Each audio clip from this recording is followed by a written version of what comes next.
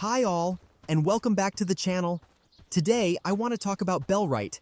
I've covered Bellwright before, but those videos were from a while ago, and I think I've improved since then. So, I put those videos on private and wanted to try again. In this video, I'll explain what the game is and what you can expect. In a future video, I'll share what I personally liked and disliked, so subscribe to the channel if that sounds interesting to you. As always, I'll keep it short but helpful. So let's dive in. The first thing to keep in mind is that this game is in early access. That means everything I say might change in a few months. I'll revisit the game from time to time to keep you updated. For now, Bellwright is essentially a third-person city builder with survival elements. You start alone, like in most survival games, and begin by gathering resources. A key difference is that everything moves at a slower pace, quite a bit slower. That's intentional because, over time, you recruit villagers to help you.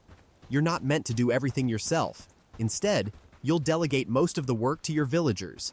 Once you have enough resources, you'll start building a house and a gathering camp. Typical structures you'd see in a city builder, but on a smaller scale. Through quests and fighting bandits, you'll recruit villagers who can gradually take over tasks for you. When your relationship with the town you do them for will grow and giving you access to better villagers to recruit. Your role is to support your villagers. Make sure they're working efficiently, and ensure they have housing and enough food. If they're unhappy, they'll leave. Winters add extra challenges by making certain types of food harder to find. Managing logistics becomes increasingly complex as your city grows. For example, if you want wood, you'll first need a logging camp to cut down trees, then a lumberjack to turn logs into usable wood. Each step requires buildings, resources, and workers, all of whom need houses and food. This creates a cycle of logistics, typical of city builders, but in a smaller survival game format.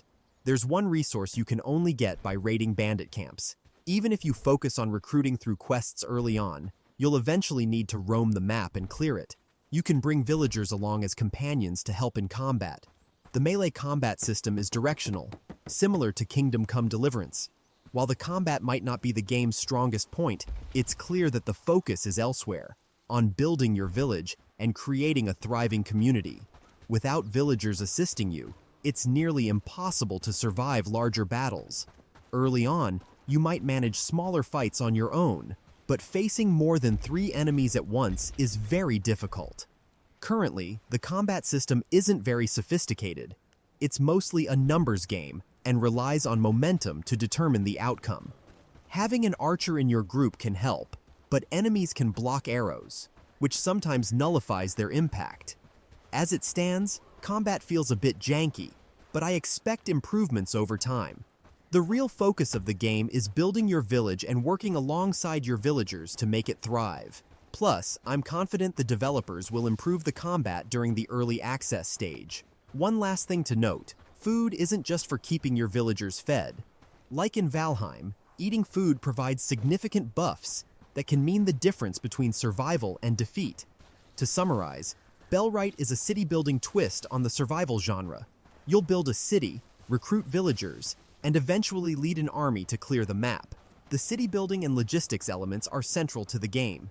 If you enjoy both survival games and city builders, this might be worth checking out. That's it for today's video on Bellwright. Thanks so much for watching. If you enjoyed this or want more updates on the game, don't forget to like and subscribe. I'll see you in the next one.